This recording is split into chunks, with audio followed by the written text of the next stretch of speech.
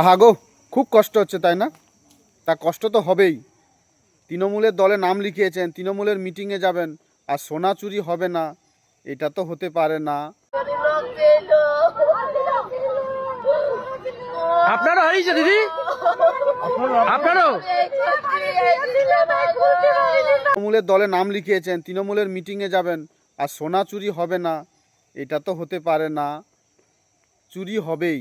সব চোররাই এক জায়গায় পৌঁছে গেছে মুখ্যমন্ত্রী সভায়। নদিয়া জেলার যত চোর, চিটিংবাজ, তোলাবাজ, সব এক জায়গায়। তাহলে চুরি না হয়ে থাকতে পারে ওরা? চোরেদের স্বভাব কখনো বদলায় না।